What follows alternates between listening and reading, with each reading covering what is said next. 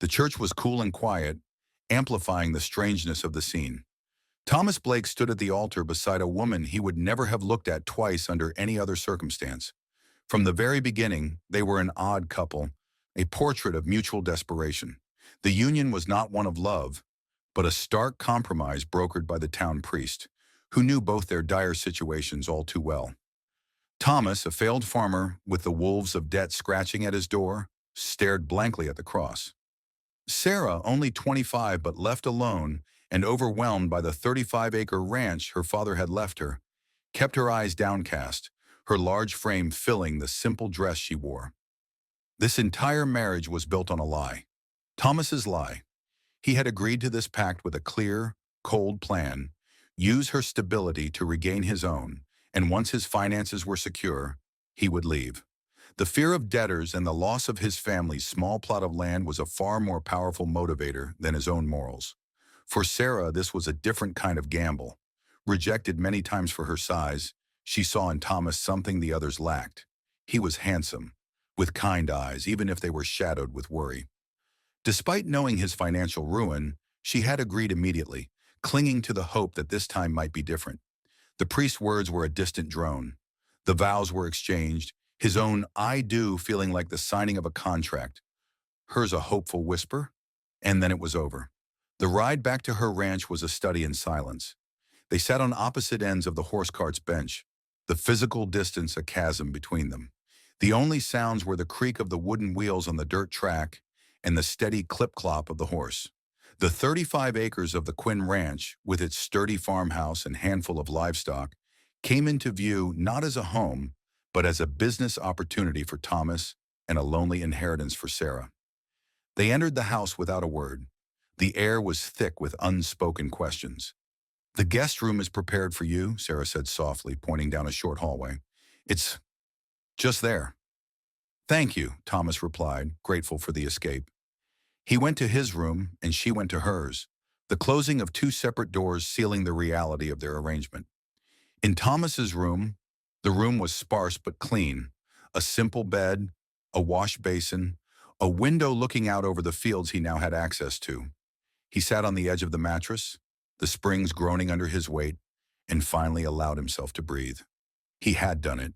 The immediate threat was gone. No one could throw him out tonight. He ran a hand over his face, the guilt a dull, persistent ache behind his ribs. He thought of Sarah's quiet presence, the way she avoided his eyes. She was not a monster, just a lonely woman dealt a difficult hand. But his mind, conditioned by weeks of panic, quickly shoved the guilt aside and began its cold calculus. 35 acres, good soil, the well hasn't run dry, a milk cow, a dozen chickens. They were assets, lifelines. He was a businessman striking a deal, nothing more. He undressed and lay down, staring at the unfamiliar ceiling. He wouldn't touch her. That was a line he wouldn't cross. It made the lie feel cleaner, somehow. This was a partnership, a temporary merger of resources. He would work the land, make it profitable, pay his debts, and then he would be gone. 1 year, maybe 2. He closed his eyes, his mind not on the woman in the next room, but on the satisfying image of perfectly plowed furrows under a rising sun. He was asleep in minutes, his dreams filled with the rustle of corn and the weight of coins, not the warmth of a wife. In Sarah's room, Sarah sat on her own bed, the familiar floral quilt clutched in her hands. This was her room, her father's house. Yet tonight it felt alien. The sound of the guest room door closing had been as loud as a slamming gate. She had expected it, of course. She knew this was not a fairy tale. Still, it stung. It was another rejection, quieter and more polite than the others, but a rejection all the same. She changed into her nightgown, her movements slow and deliberate. She looked at her reflection in the wavy glass of her vanity mirror. She saw what the others saw: a large, plain woman. Why would a man like Thomas Blake, a handsome man with a strong jaw and sad, serious eyes, ever want someone like her for anything more than her land? And yet, he hadn't looked at her with disgust. He had been cautious, yes, but not cruel. There was a quiet dignity about him, even in his desperation. She knew he was here for the ranch. She wasn't a fool. But a tiny, stubborn part of her heart wondered if, over time, respect could grow, if shared work and quiet companionship could build a different kind of bond. She lay in her bed, listening to the unfamiliar sounds of another person breathing under her roof. For the first time in a year, she was not completely alone in this big, empty house. The thought was both comforting and terrifying. She didn't know the man in the next room, not really. She only knew he was her husband. She closed her eyes, and as sleep began to pull her under, her last conscious thought was not one of fear or doubt, but a simple, fragile statement of fact. He is here. For now, he is here. A soft, hesitant knock at his door pulled Thomas from a shallow, restless sleep. He sat up, disoriented for a moment by the unfamiliar room. Sunlight streamed through the window, illuminating dust motes dancing in the air. "Mr. Blake!" Sarah's voice came from the other side, quiet and tentative. "Breakfast is ready." He dressed quickly and walked into the main room. The air smelled of coffee and wood smoke. Laid out on the simple wooden table was a feast he hadn't seen in months. Freshly baked biscuits, 2 fried eggs, a thick slice of cured ham, and a pot of steaming black coffee. The nervousness between them was a tangible thing, a third presence at the table. They ate in near silence at first, the clinking of their forks against the plates unnaturally loud. But the shared meal, a simple act of domesticity, began to chip away at the awkwardness. Thomas, feeling a flicker of something other than guilt, decided to break the silence with the one topic they truly had in common. "I was thinking about the Northfield this morning," he began, wiping his mouth with a napkin. "The one that lies fallow. If we can get it plowed by next week, we could plant corn. With a good harvest, we could start to build a real reserve." Sarah looked up, a spark of interest in her eyes. It was the first time they were talking, not as a desperate man and a lonely woman, but as partners. "That's a good thought," she said, her voice gaining confidence. "But that patch of land floods in a heavy spring rain. My father always said it was better for late-season potatoes. The soil is richer on the west side, near the creek, for corn." She gave him more useful information, details about the land's quirks that only someone who had lived there her whole life would know. For a few minutes, they were just two farmers planning a future, a fragile bond forming over talk of soil and seasons. Their planning was shattered by a loud, aggressive knock on the front door. It was nothing like Sarah's gentle tap. It was a heavy, demanding sound. They both stood up, the fragile peace of the morning broken. When Thomas opened the door, his heart sank. On the porch stood 3 men, their faces hard and impatient. The man in the middle, a burly man named Silas with cold, calculating eyes, was the one to whom Thomas owed the most. "Silas," Thomas said, his voice tight, trying to block the doorway with his body. "I told you I needed more time." Silas sneered, pushing past Thomas to step into the house, his men following like vultures. His eyes landed on Sarah, then swept around the cozy room before settling back on Thomas with a mocking glint. "Time?" Silas chuckled, a low, ugly sound. "It looks like you found a solution to your time problem. We heard you married the Quinn girl. A clever move, Blake. Marry an innocent woman so you can pay your debts with her property." The words hit the air with the force of a slap. Thomas felt the blood drain from his face. "This has nothing to do with her," he managed to say. "Thomas, don't!" Sarah's voice cut in, surprisingly firm. She stepped forward, placing herself between Thomas and the menacing figure of Silas. "Stay out of this, Sarah," Thomas pleaded, the shame burning in his gut. She ignored him. "How much does he owe you?" she asked Silas directly. Silas looked her up and down with a predatory smile. $500, sweetheart. A sum I doubt your new husband has ever seen in one place. $500. The amount was staggering. Even Sarah, who knew Thomas was in trouble, looked shocked. Her face paled. For a moment, she stood frozen. Then, with a look of grim resolve, she turned and rushed to her bedroom. Thomas thought she was retreating, but she returned a moment later, her hand clenched. She walked straight to Silas and opened her palm. Inside lay a few heavy coins. "This is $10, she said, her voice shaking slightly but her gaze steady. "It's what I have right now. A payment to show we are good for it. Now I am asking for time." Silas stared at the money, then at Sarah, his sneer faltering for the first time. He slowly picked the coins from her hand. "Well, I'll be," he said, a grudging respect in his tone. He turned to Thomas, who was standing rigid with humiliation. "You have a good wife, Blake. Take care of her." The statement, meant as a final taunt, pierced Thomas's heart like a hot knife. It was true, she was good, and he was using her. Silas and his men left, the door closing behind them with a final thud. The silence they left behind was deafening. "Sarah, Thomas started, the apology dying in his throat. "It's okay," she said softly, not looking at him. But it wasn't okay.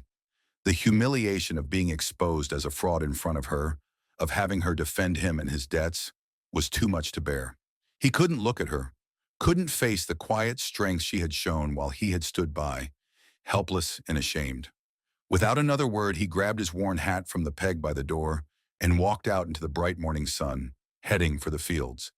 He needed the burn of hard work, the ache of his muscles to drown out the searing shame in his soul. Though Sarah presented a calm front to Thomas, the confrontation with his debtors had been a profound shock.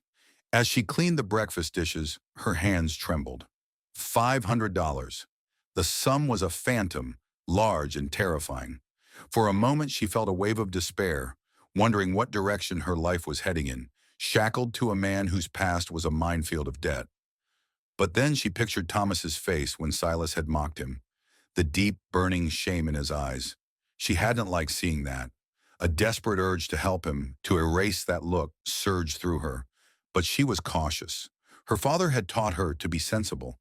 If she was too helpful, too quick to solve all his problems, would she simply be taken advantage of? It was a cold, pragmatic thought, but necessary for survival. This caution walled off the secret she so wanted to share with him, the one her father had entrusted to her. After what had just happened, she knew it was not the time. She had to be sure of the man she had married. By evening, Thomas returned, his body aching from a day of furious work. He told her everything he had accomplished, his voice filled with a genuine, weary pride.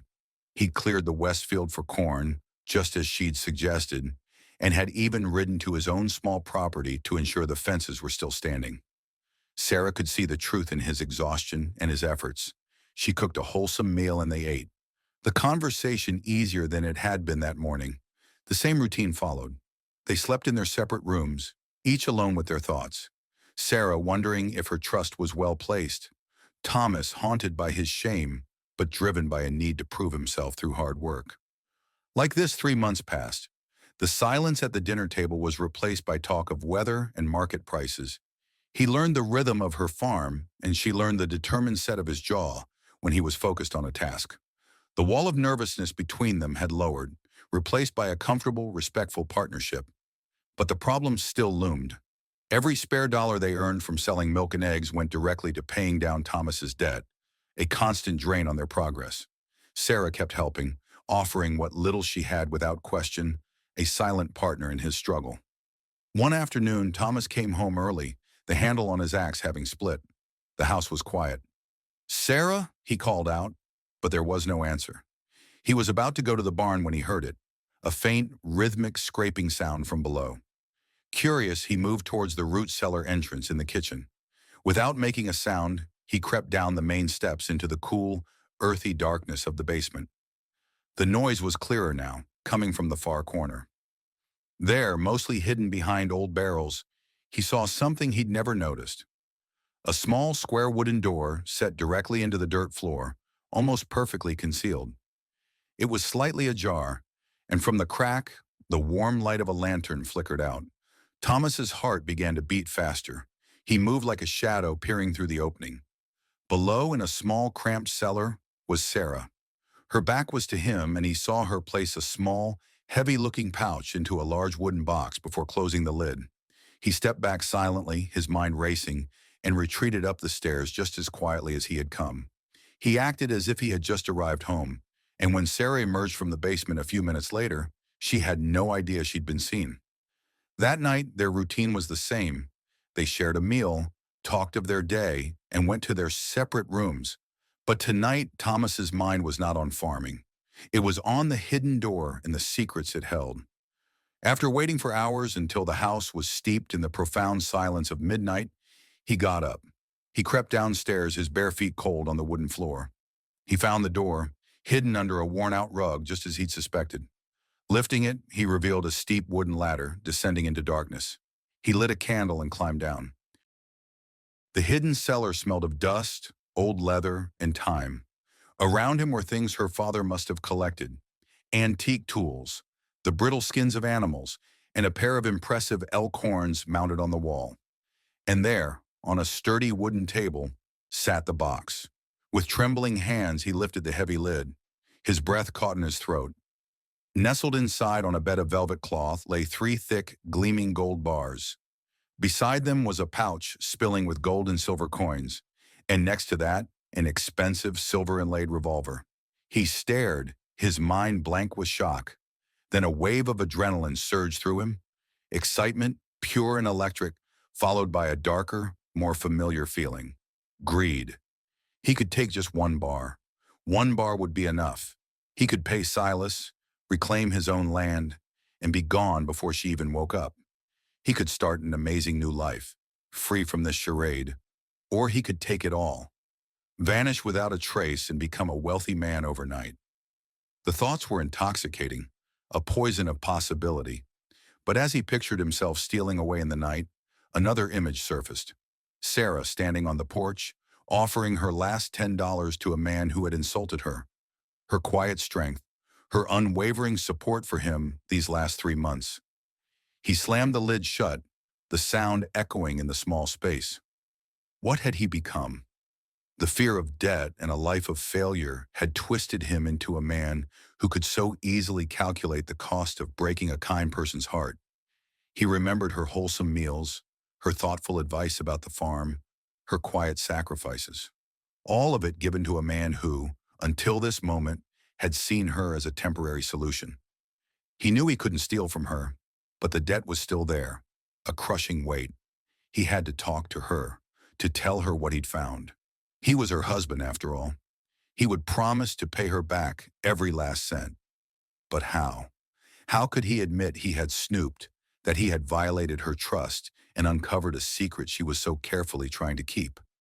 How would she look at him then? He climbed back up the ladder, his mind a battlefield of temptation and guilt. Back in his room, he fell onto the bed, his body aching from the day's labor, but his soul aching even more. He was trapped between the man he was and the man he was slowly, painfully becoming. In the war of his thoughts, his exhausted body finally surrendered, and he dozed off, the gleam of gold still burning behind his eyelids. The next morning was a taut line stretched to its breaking point. At the breakfast table, Thomas couldn't meet Sarah's eyes. He stared intently into his coffee cup as if it held the answers to the universe, the guilt from the night before a heavy cloak on his shoulders. The kindness in her quiet movements as she served him was almost unbearable. "Is everything all right, Thomas?" she asked gently, noticing his strained silence. "I'm fine," he lied, the words feeling like gravel in his mouth. "Just thinking about the day's work. I'll repair that loose section of the roof today, then head out to the farm." His gaze drifted past her to the wall, where a small carved statue of a crucified Jesus hung. In the quiet turmoil of his heart, a desperate prayer formed. "Please, God, get me out of this debt. I am sorry. I am so sorry for ever thinking of leaving her."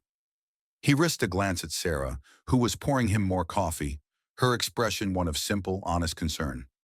"She is a good woman. I promise I will take care of her. I will be the husband she deserves. Just please, help me with this debt that makes me a monster." "More coffee?" Sarah asked again, snapping him out of his reverie. He nodded numbly, taking the cup from her. He finished his meal and went outside to work on the roof, eager to escape the suffocating weight of his own conscience. He set the ladder against the house, climbed up, and began prying away the damaged wooden panels. The physical labor, a welcome distraction. After he left, Sarah sat alone at the table, the remnants of their tense breakfast before her. She knew. She had been awake last night, feigning sleep when she heard the faint creak of her own bedroom door and saw a sliver of candlelight slice through the darkness as he checked on her. She had lain perfectly still, her heart hammering against her ribs as she listened to his footsteps retreat and then descend into the basement. She knew he had found her secret. Her first thoughts had been a cascade of ice-cold fear. Why did he sneak like that? Is he planning to rob me? To take the gold and run? The idea that this marriage, her last hope, was just a cruel setup washed over her, and for a moment she felt the crushing weight of her foolishness. But just as Thomas had done, she forced herself to take a step back and think differently. She thought of the shame on his face when Silas, the debt collector, had barged into their home. She remembered the way he worked from sunup to sundown until his hands were raw. The man she had come to know over the last 3 months was not a simple thief. He was a man drowning, and a drowning man will grasp at anything. She realized he must be thinking that she, his own wife, didn't trust him enough to share her secret wealth while he was being crushed by his poverty. The thought that he might feel betrayed by her secrecy pained her more than the fear of his. She was lost in this maze of thoughts when a sickening sound from outside shattered the morning quiet. A sharp crack of splintering wood followed by a heavy, final thud and the crash of falling panels. Sarah ran. She burst out of the house to see Thomas lying in a heap on the ground below the roof, an overturned ladder and broken shingles scattered around him. A dark pool of blood was already spreading from a gash on his head into the dry dirt. Her breath hitched. A slight limp, a reminder of a childhood injury, didn't stop her. With a surge of adrenaline, she rushed to his side. He was unconscious, his face pale and slack. With a strength born of pure terror, she struggled, grunting with the effort, and managed to lift his dead weight.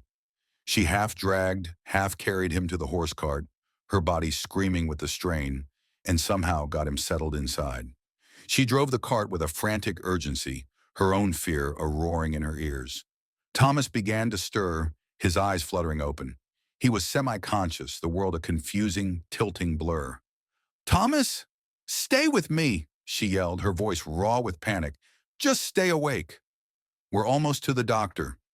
He saw her face above him, a desperate, determined angel framed against a spinning blue sky. He tried to focus on her voice, a lifeline in the growing confusion. But the steady clatter of the cart and the horse's hooves began to dim, her voice receding as if from a great distance.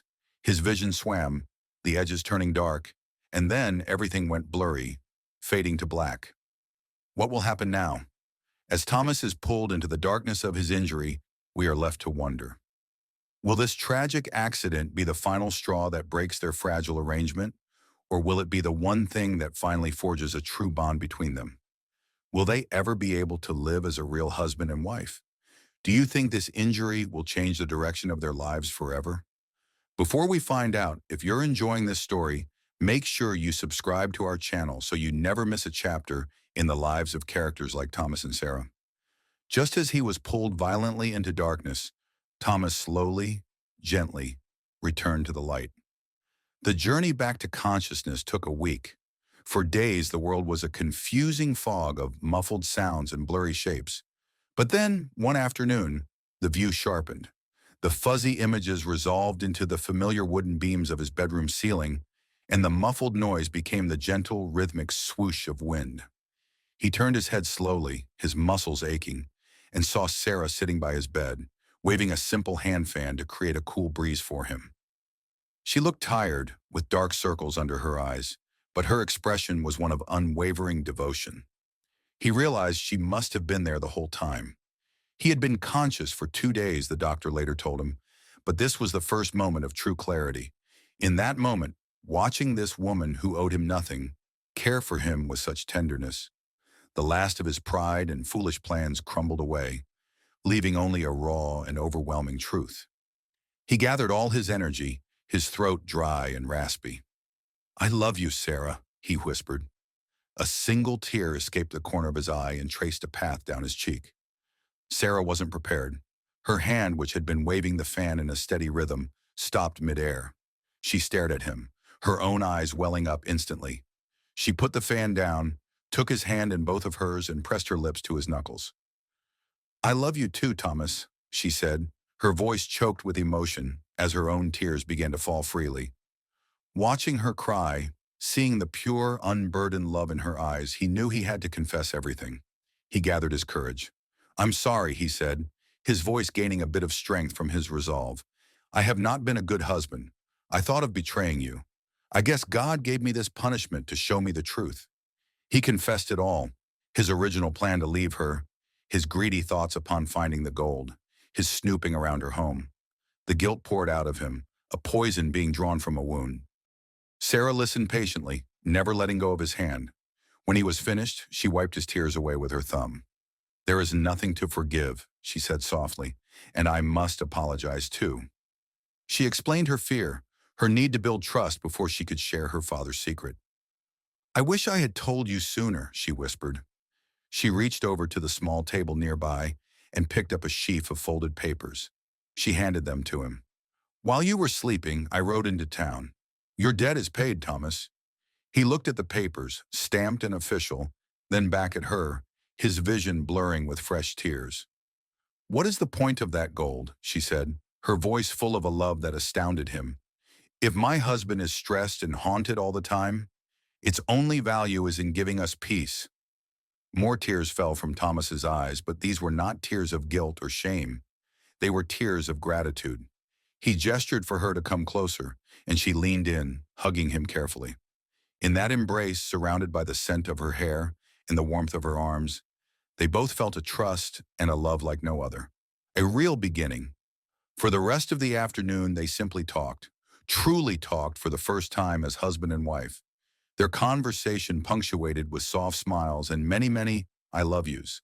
And so, a marriage born of desperation and compromise found its way to true love through honesty and sacrifice. What did you think of Thomas and Sarah's journey? Let us know in the comments below. Thank you for joining us for this story. If you were moved by their tale, be sure to watch the next unforgettable story waiting for you on your screen. And please don't forget to subscribe to our channel for more stories that touch the heart. Your support means everything to us.